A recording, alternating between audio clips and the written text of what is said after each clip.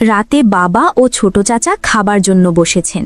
সবে মাত্র এক লোকমা ভাত মুখে দিতে যাবেন, এমন সময় আমার চিৎকার শুনে হাত থেকে ভাত ঝরে পড়ে যায়। বাবা ও চাচা একে অপরের দিকে হতবাক হয়ে তাকিয়ে আছেন। তারা ছুটে আসেন আমার রুমে। এসে যা দেখেন তাতে করে দুজনের মাথা নুইয়ে পড়ে যায়। এমনটা হবে কল্পনায়ও ভাবিনি। আমার নাম ঋতিকা শর্মা। পরিবারে মা, বাবা, 3 বোন, 2 ভাই। সবার বড় বোনের নাম প্রিয়াঙ্কা শর্মা। আমাদের বংশ শর্মা বংশ, তাই নামের পরে শর্মা শব্দটা থাকে। বাবা সরকারি চাকরি করেন। আমার বড় বোন প্রিয়াঙ্কা এসএসসি কমপ্লিট করেছে। আমি সবেমাত্র ক্লাস 6-এর ছাত্রী। আমরা 2 বোন দেখতে তেমন সুন্দরী নই, গায়ের রং শ্যামলা, তবে চেহারার কাটামুটি ভালো। আমার বোন প্রিয়াঙ্কা থেকে আমাকে বড় মনে হয়, কারণ আমার স্বাস্থ্য ভালো। যে দেখে প্রথম আমাকেই বড় মনে করে, পরে জানা যায় আমি ছোট, প্রিয়াঙ্কা বড়। আমার বাবা শিক্ষিত হলেও একটু অন্য টাইপের মানুষ। কারোর কথায় কান দেন না, যখন যেটা ভাবেন সেটাই করেন। যেমন যেমন ভাবেন তেমনই সরল সোজা। ছোট চাচা সমুদ্র পাড়ের শহর থেকে 3 মাসের ছুটি নিয়ে বাড়িতে এলেন। বাবা বললেন, 2 মেয়ে বড় হয়েছে, এখন বিয়ে দেওয়া উচিত। ছোট চাচা বললেন, প্রিয়াঙ্কাকে বিয়ে দাও ঠিক আছে, কিন্তু ঋতিকাকে কেন বিয়ে দিতে বলছো? ওকে দেখলে বড় মনে হলেও এখনো কিন্তু বড় হয়নি। ছোট বাচ্চাদের মতো চলাফেরা করে, এখনো ছোট ছোট বাচ্চাদের সাথে খেলে। ওর চলাফেরা দেখেছো? নিজের খেয়াল নিজেই রাখতে পারে না। বিয়ে হলেই শ্বশুরবাড়ির কি খেয়াল রাখবে?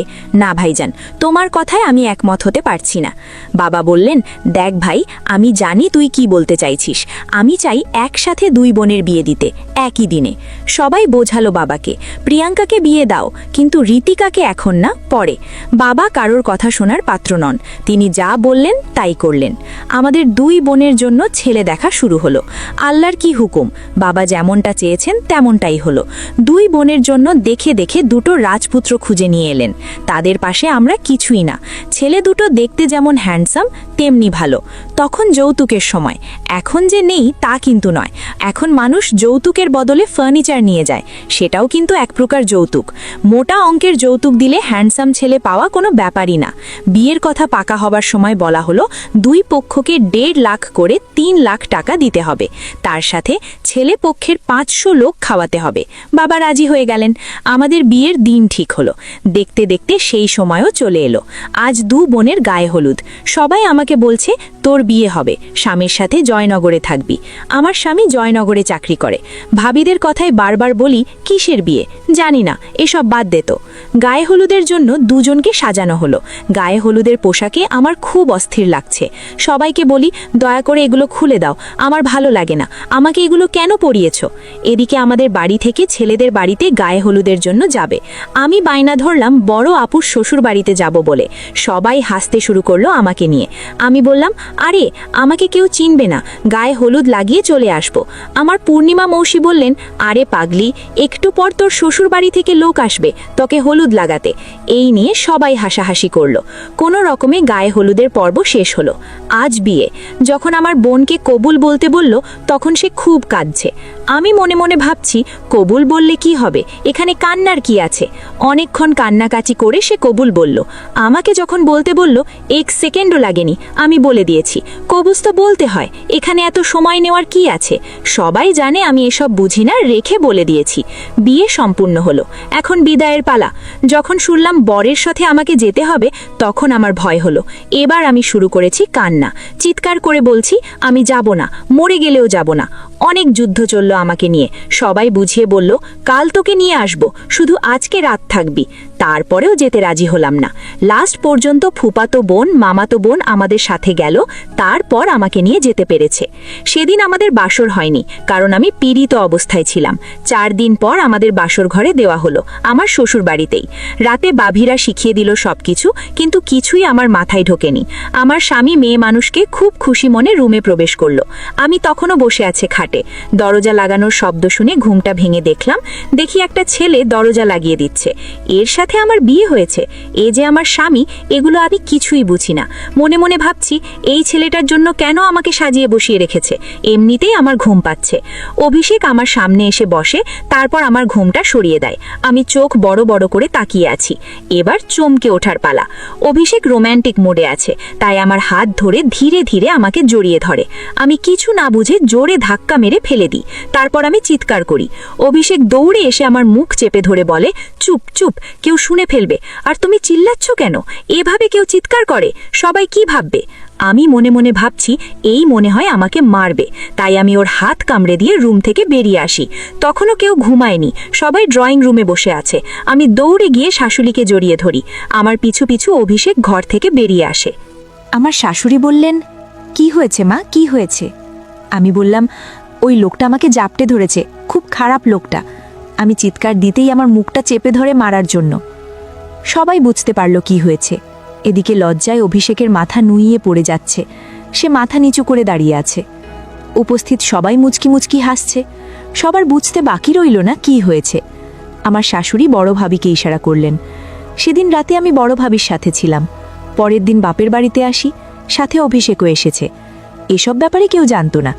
আসার পরে জ্যাঠাতো ভাইয়ের বউ মস্কারি করে বললেন, কি ননদিনী, বাসর রাত কেমন কাটালে? বর কি কি গিফট দিল?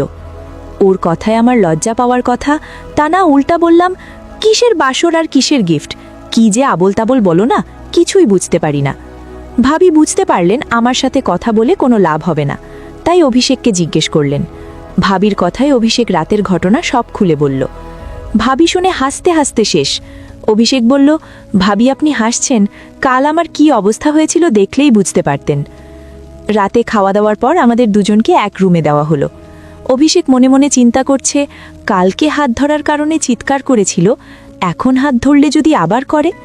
মনে মনে চিন্তা করছে ধরবে কিনা।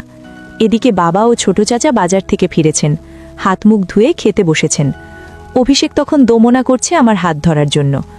একসময় মনের সাহস নিয়ে আমার হাত ধরে ফেলে। ওইদিকে বাবা ও ছোট চাচা ভাতের লোকমা মুখে দিতে যাবেন, এমন সময় আমি চিৎকার করতে থাকি। আমার চিৎকার শুনে সবাই ছুটে আসে রুমে। তখন অভিষেক লজ্জায় মাথা নিচু করে দাঁড়িয়ে আছে। সবার সামনে অপমান বোধ মনে করেছে। বাবাকে দেখে আমি ছুটে এসে জড়িয়ে ধরে বলি, বাবা বাবা, লোকটা আমার হাত ধরেছে, লোকটা ভালো না। বাবা বুঝতে পারলেন আসলে কি হয়েছে। এদিকে ছোট চাচার রাগেই তো দৃষ্টি, তাই বাবার দিকে তাকিয়ে আছে। বাবাও নিজের ভুল বুঝতে পারেন। এখন বুঝি কি হবে, কিছুই করার নেই। বাবা মাকে বলে আমাকে নিয়ে যেতে। তারপর অভিষেককে বলে, বাবা তুমি কিছু মনে করো না, এখনও ওর সেই বুঝ হয়নি। আমি না বুঝে ভুল করেছি, পারলে আমাকে ক্ষমা করো। অভিষেক বলল, আমি কিছু মনে করিনি বাবা, আপনি শুধু শুধু মাফ চাইছেন, সময়ের সাথে সাথে সব ঠিক হয়ে যাবে। সেই দিনের মতো আর কিছুই হলো না। 3 দিন পর শ্বশুরবাড়ি ফিরে আসি। শ্বশুরবাড়িতে কি হয়েছে ভাবিরা জিজ্ঞেস করাতে অভিষেক সব খুলে বলল। সব শুনে ভাবি বললেন, দেখ ভাই, স্বপ্না এখনো ছোট, এসব বোঝে না, ওকে ধীরে ধীরে বুঝিয়ে আপন করে নিতে হবে। অভিষেক বলল, আমি 1 সপ্তাহ পর জয়নগর চলে যাব, তখন কি হবে? অভিষেকের কথা শুনে ভাবি বললেন, চিন্তা করো না, আমি বাবা মার সাথে কথা বলে জয়নগর নিয়ে যাওয়ার ব্যবস্থা করে দিচ্ছি। সেই অনুযায়ী 1 সপ্তাহ পর আমাকে জয়নগর নিয়ে আসে। প্রথম জয়নগর আসবো শুনে মনে মনে খুব খুশি হলাম। কখনো জয়নগর যাইনি, এই প্রথম যাব। অনেকের মুখে শুনেছি জয়নগর অনেক সুন্দর, তাই দেখতে ইচ্ছে করলো আমার। এখানে এসে আরেক বিপত্তি, ঘরের কোনো কাজই আমি জানি না। রান্নাবান্না তো অনেক দূর, ঘর গোছাতেও পারি না। বাড়িতে মা, প্রিয়াঙ্কা আপু সব কাজ করত, তাই আমি কখনো করিনি। সকাল 5টার দিকে উঠে রান্না করত অভিষেক, আমাকে নাস্তা খাইয়ে অফিসে চলে যেত। এদিকে বাসায় আমাকে একা রেখে যেতে দুশ্চিন্তা হচ্ছে অভিষেকের, কারণ আমি খুব চঞ্চল টাইপের, এক জায়গায় শান্ত হয়ে বসার অভ্যাস নেই আমার। সেটাই সবচাইতে ভয়ের কারণ।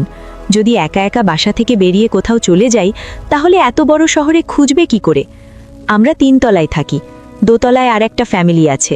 ওনার হাজবেন্ডও কাজে চলে যায় সকালে, তাই উনি ফ্রি থাকে। নাম রোহিণী সেন। অভিষেক আমার ব্যাপারে সব বলল। সব শুনে রোহিণী আপা বললেন, তুমি কোনো চিন্তা করো না ভাই, নিশ্চিন্তে কাজে যাও, আমি আছি। যতক্ষণ পর্যন্ত না তুমি আসবে, আমি ওর সাথে থাকব। কথাটা বলার সময় ওনার হাজবেন্ডও ছিলেন। সব শুনে তিনিও সম্মতি জানালেন। সেই থেকে রোহিণী আপু সারা দিন আমার সাথে সাথে থাকত। অভিষেক আমাকে খুব ভালোবাসত। প্রতিদিন আসার সময় আমার জন্য লাল গোলাপ নিয়ে আসতো, আর সাথে চকলেট আইসক্রিম। অভিষেক জানে আমি আইসক্রিম চকলেট খেতে খুব ভালোবাসি। মাঝে মাঝে রাতে আমাকে ফুচকা খেতে নিয়ে যেত, কিন্তু এখনো পর্যন্ত আমাদের মাঝে শারীরিক সম্পর্ক হয়নি। অভিষেক কখনো জোরও করেনি। অভিষেক বুঝতে পারে এর থেকে জোর করে নয়, বুদ্ধি খাটিয়ে ভালোবাসা আদায় করতে হবে। জয়নগরে আসার পর থেকে আমরা একসাথে ঘুমোলেও আলাদা আলাদা। একদিন রাতে অভিষেক আমাকে বলল, আচ্ছা স্বপ্না, তুমি ভূতকে ভয় পাও? এমনিতে আমি ভূতকে বেশি ভয় পাই। ভূত হয় কিনা সেটা জানি না, কিন্তু চাচি জেঠিদের মুখে শুনেছি জিন পরি এগুলো হয়, আবার পেতনিও নাকি হয়। আমি আমতা আমতা করে বললাম, ভূত কেন? এখানে কি ভূত আছে? আমার কিন্তু ভূতকে খুব ভয় লাগে। অভিষেক মুচকি হেসে বলল, শুধু ভূত নয়, এখানে একটা পেতনিও আছে। মাঝে মাঝে হি হি করে হাসে, এমনকি যে মেয়েরা স্বামীর কথা শোনে না তাদের ঘাড় মটকিয়ে। এমন সময় কোত্থেকে যেন হি হি করে হাসির শব্দ ভেসে আসে। আমি ভয়ে অভিষেককে জড়িয়ে ধরি শক্ত করে। অভিষেক পরম তৃপ্তিতে আমাকে শক্ত করে জড়িয়ে ধরে। সে তো এটাই চেয়েছে। আমি অনেকক্ষণ ধরে অভিষেককে জড়িয়ে ধরে আছি। অভিষেক রোম্যান্টিক সুরে বলল, কি ব্যাপার, ভয় করছে? আমি বললাম, আপনি শুনতে পাচ্ছেন না? পেতনিটা এখনও হেসে যাচ্ছে। আমার খুব ভয় করছে। অভিষেক বলল, ঠিক আছে, আমার বুকে থাকো। এভাবে আমি অভিষেককে জড়িয়ে ধরে ঘুমিয়ে পড়ি। কিন্তু অভিষেক আমাকে বুকে পেয়ে ঘুমোতে পারছে না। ওর খুব ইচ্ছে করছে আমাকে আরও কাছে পেতে। তারপরও নিজেকে দমিয়ে রেখেছে। আমার মাথায় পরম স্নেহের ন্যায় হাত বুলিয়ে দিচ্ছে, কপালে চুমু খাচ্ছে। এমন করতে করতে কখন যে ঘুমিয়ে পড়েছে সেও জানে না। সকালে ঘুম ভাঙল অভিষেকের। দেখে আমি তখন ওকে জড়িয়ে ঘুমাচ্ছি। চুলগুলো এলোমেলো হয়ে আমার মুখ ঢেকে আছে। চুলগুলো সরিয়ে আমার মুখের দিকে তাকিয়ে আছে অপলক দৃষ্টিতে। কপালে আলতো করে চুমু খেয়ে উঠতে যাবে, এমন সময় আমার ঘুম ভেঙে যায়। ওকে উঠতে দেখে আমি আবার জাপিয়ে পড়ে বলি, আপনি কোথায় যাচ্ছেন? প্লিজ আমাকে ছেড়ে যাবেন না, তা না হলে পেতনি আসবে। অভিষেক হেসে বলল, পেতনি দিনে আসে না, সে শুধু রাতে দেখা দেয়। আমি ওকে ছেড়ে দিয়ে বললাম, ও আচ্ছা, তাহলে তো এখন কোনো ভয় নেই, তাই না? কিন্তু আমার খিদে পেয়েছে। অভিষেক বলল, কি খাবে? নাস্তা বানাতে দেরি হবে, তার চেয়ে বরং আমি বাহিরে থেকেই নিয়ে আসি। এই বলে উঠে চলে গেল নাস্তা নিয়ে আসতে। সেদিন আমাকে নাস্তা খাইয়ে অফিসে চলে গেল। রাতে খাওয়া দাওয়ার পর বিছানায় শুতে যাব, ঠিক তখনই কালকের রাতের মতো পেতনিটা আবার হেসে উঠল। আজও আমি ভয় পেয়ে অভিষেককে জড়িয়ে ধরি। এভাবে আমরা একে অপরকে জড়িয়ে ধরে সারা রাত ঘুমোতাম, কিন্তু আমাদের মাঝে তেমন কিছুই হতো না। এখন আমার অভ্যাস হয়ে গেছে অভিষেককে জড়িয়ে ধরে ঘুমানো। এখন পেতনির হাসির প্রয়োজন পড়ে না। একদিন আমি অভিষেকের বাহুতে মাথা রেখে শুয়ে আছি। অভিষেক আমার মাথায় হাত বুলিয়ে দিতে দিতে বলল, স্বপ্না, একটা কথা বলবো, রাখবে? আমি বললাম, কি কথা বলুন? অভিষেক বলল, আমার সাথে প্রেম করবে? আমার এখন খুব ভালোবাসার প্রয়োজন। কেউ নেই আমাকে ভালোবাসার। এই যে যেমন আমি তোমাকে ভালোবেসে খুব যত্ন করি, তোমার খেয়াল রাখি, আমারও তেমন কেউ চাই যে আমার যত্ন নেবে, আমাকে ভালোবাসবে, আমার কেয়ার করবে। তুমি পারবে করতে? আমি কিছু বলছি না, চুপ করে ওর বাহুতে শুয়ে আছি। অভিষেক বলল, আমি জানতাম তুমি পারবে না, তাই মনে মনে ভাবছি কাউকে নিয়ে আসবো আমার কেয়ার করার জন্য, আর তোমাকে বাড়িতে পাঠিয়ে দেব। আমি তখনও কোনো কিছু বললাম না। হঠাৎ কে যেন হিহি করে হেসে উঠল। আমি অভিষেককে শক্ত করে জড়িয়ে ধরি। বুঝতে পারি সে পেতনিটা হাসছে। অভিষেক আমাকে জড়িয়ে ধরে বলল, তোমাকে বলেছিলাম না যে মেয়েরা স্বামীর কথা শোনে না, তাদের পেতনি ঘাড় মটকিয়ে দেয়?